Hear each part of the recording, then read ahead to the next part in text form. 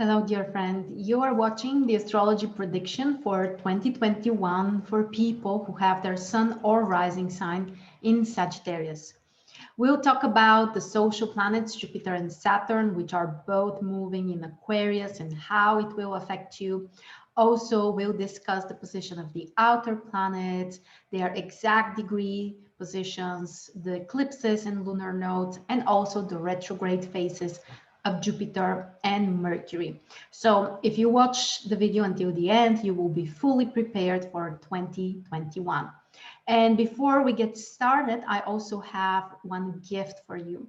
The January 2021 astrology calendar is completely free for you. Check the link below. You can download it immediately as a PDF. There is also a Google integration, which allows you to add the calendar to your Google Calendar. I find this very impressive and also helpful. And if you like it, you can get the full version, which also comes with an in-depth webinar. Let's get started now with Jupiter, which also happens to be the ruler of your sign, which makes it more important than the other planets. And Jupiter will be in Aquarius and Pisces, two sign positions, most of the time between January and the middle of May. And then between August and December, Jupiter is in your third house. Very beneficial position for learning new things, improving your skills, communicating with more people, creating new friendships, and overall focusing on practical skills. Jupiter in third house is especially positive if you want to learn a new language, if you want to improve your skills in a particular area, and to learn something that you can apply immediately. It's not so much about high education or something that would require years to learn and understand. No, third house, it's more about things that you learn and then you apply them immediately. And they're more practical, more concrete. Great time for a new training, a new course, language, or learning how to drive, for example. Those type of practical things that you can learn over a reasonable amount of time and you can use them in your everyday life. Expand the area of your contacts, of people you communicate with. You may receive some support from those people. You can improve your relationship with your siblings. And also this can be beneficial for some paperwork or document stuff. But we need to mention that during January, Jupiter will square Uranus in your sixth house. And this may bring certain challenges, specifically related to documents that are related to your work maybe, or plans for traveling that are mostly business plans. And you may need also to work on some negotiations. There could be some surprises in those areas. So communication, documents, and plans for traveling. And on the other side, work, business, and yeah, your co-workers as well. Those two areas might be kind of shaped around January. We'll see that on not only January, but specifically Jupiter and Uranus will shake it during January. Then during the middle of the year, so between the second half of May and the end of July, Jupiter is moving to your fourth house. Again, very important because that's your ruler. And Jupiter in fourth house can bring you opportunities to travel, to move, to maybe buy new properties, or overall to improve your home situation. Sometimes this could be resolving issues with your family members. Sometimes it could be someone else moving out of your house so that you have more space at home, or you are the person who moves to usually a better place, a bigger, more positive place, especially when Jupiter is in such a strong sign position. Remember that Jupiter is ruling not only Sagittarius, but also Pisces. So that would make it very beneficial for you when it comes to your family and home situation, but also overall. When the ruler of your sign is in a strong, comfortable position, overall, it's a nice supportive energy for you as well. Moving on to Saturn. Saturn, the other social planet, is also in Aquarius, but between the 2nd and the 14th degree. You might want to check where is the cusp of your 3rd house. And if you're not sure about degrees and other stuff, you can use my free birth chart calculator. The link is below, and just check where is the cusp of your 3rd house. And specifically the time when Saturn is crossing the cusp of the house might be more intense. Saturn in 3rd house can make you more serious when it comes to your plans, your communication, your connection with other people, with friends or other associates. And also when it comes to learning new skills, you can be really pragmatic and practical and rational in those decisions. Saturn might bring certain challenges in those areas, but Jupiter is supporting you. So I think that you need to put some effort in those areas, but it will be worth it and you will be rewarded eventually. And I want to remind you that Saturn is not only the planet of challenges and restrictions and problems, so to speak. Saturn is also the planet of materialization and the planet of justice. So if you are hardworking and consistent and patient, you will be rewarded. That's especially important when it comes to the knowledge and skills you can learn during the year, the connections and communication with other people, and overall focusing more on your mind. That's quite important during the year. We need to say also that Saturn will square Uranus just like Jupiter, but it will be 3 times.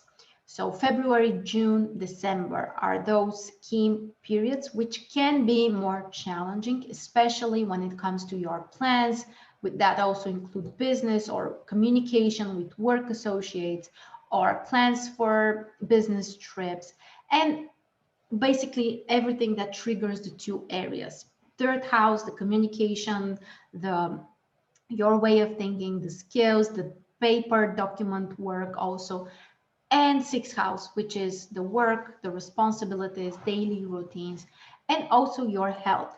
So during those 3 months, you may experience some changes or there could be some stress, but this may also allow you to change, to transform, and to set yourself free from certain limitations and boundaries. All right, so as we already said, Uranus is in your 6th house, which is important, especially if Uranus will cross the cusp of 6th house.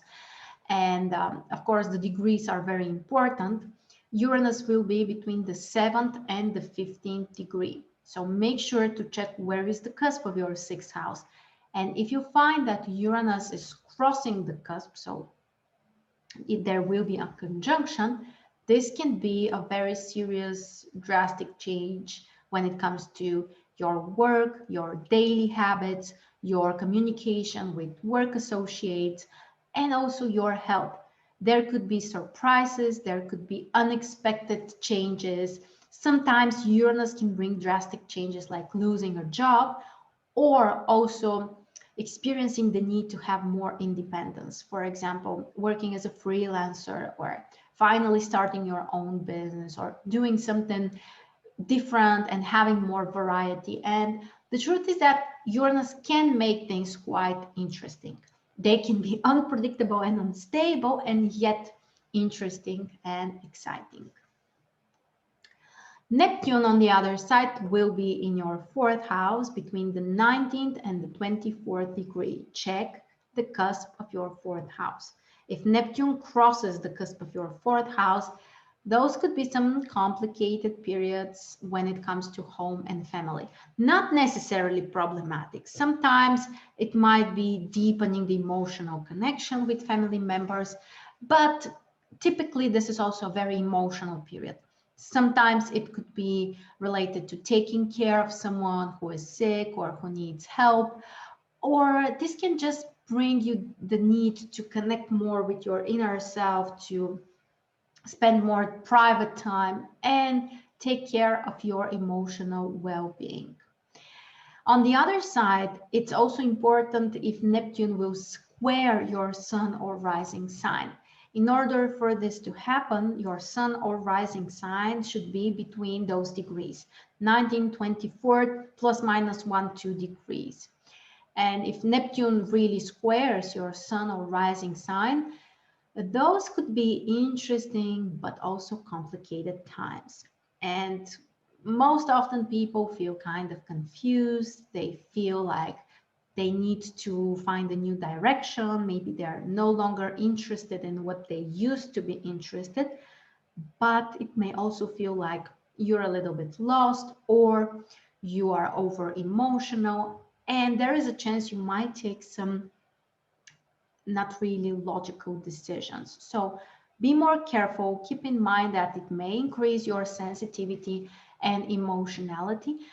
And the solution here is either some kind of spiritual practice and work like meditation or exploring certain spiritual knowledge, or something creative, art, music, dancing, whatever you like. Finding a positive way to process Neptune's energy can really help during challenging Neptune transits like this one. And the last outer planet, which is Pluto, will be in your second house between 25th to 27th degree in Capricorn. Check the cusp of your second house if you haven't already. If you find that Pluto is crossing the cusp of your second house, those could be some dramatic, big changes when it comes to material possessions, your resources, your money, and also your health and your energy. Pluto is a planet which is also very unpredictable. There are many questions about it. First of all, what's your birth chart? What's the position of Pluto in your own chart? What are the other things that are happening at that point of the transit?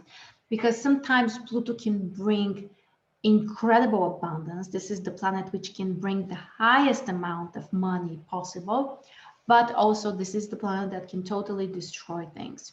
So it really depends on how we use the energy and also many other factors. But in one way or another, resources and money and energy can be quite important areas for you during the year if Pluto crosses the cusp of second house. Okay, next we can talk about the nodes and eclipses. The lunar nodes are quite important for you because they trigger your first and seventh house.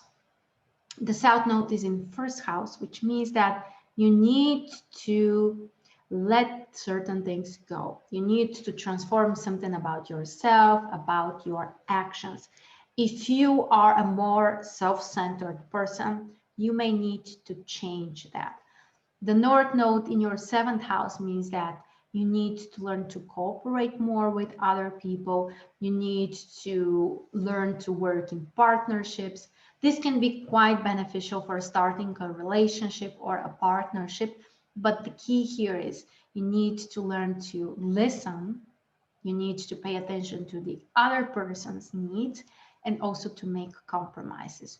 So less about you, more about the other person. Of course, always in healthy boundaries and in a healthy way, but that's kind of like the key lesson for you during the year.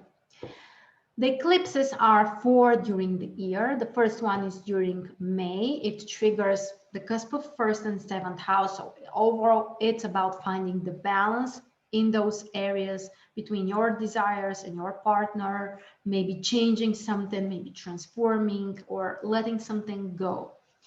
Then the June eclipse triggers your seventh house with the North Node, which is very important for some future tendencies, especially when it comes to your personal life and your relationship. It could be a new relationship that might be started. It could be just finally taking important decisions in this area of your life and overall focusing on the future. The November eclipse triggers 6th and 12th house, which is more about finding the balance when it comes to your work and the time that you spend alone, when it comes to taking care of others and maybe just taking care of your own well-being, and also improving your health or taking better care of your own health. And the last eclipse is on during December, which triggers your first house together with the South Node. It's about letting things go, especially when it comes to yourself, your own plans, your behavior, everything that's kind of like keeping you from the past. Cut those connections, let things go, set yourself free. Those may apply to some ideas, personal philosophies that you need to let go, and just changing your worldview. So quite transformational, really. And finally, we have the retrograde phases of the planets. During 2021, Venus will be retrograde, but at the very end, after the 19th of December. Venus will be retro in Capricorn in your second house, and this triggers mostly some practical matters like money and resources. You might be over emotional or sometimes over concerned about those areas, and you can reassess, reconsider, change your desires, your perspective when it comes to practical things, money and resources. So obviously this will continue until the end of the year, and after that, January 2022. And finally, we have Mercury retrograde. There are 3 cycles of Mercury retrograde during, you can see them, January, February, then June, July, May and June, and September, October. The interesting thing is that Mercury will be retrograde in air signs. They trigger your 3rd, 7th, and 11th house. It's about communication, connection with people, relationship, friendships, ideas, all of this, the mental world and the communicational world, so to speak.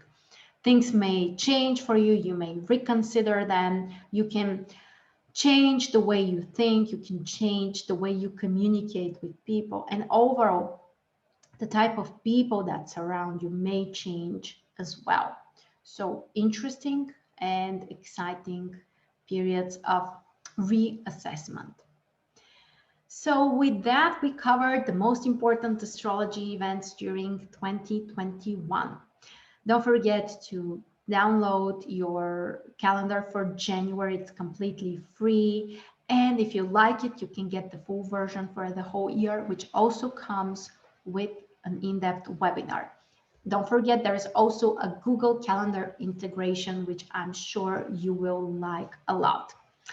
Thank you so much for joining me. Have a wonderful 2021, and I'll catch you next time.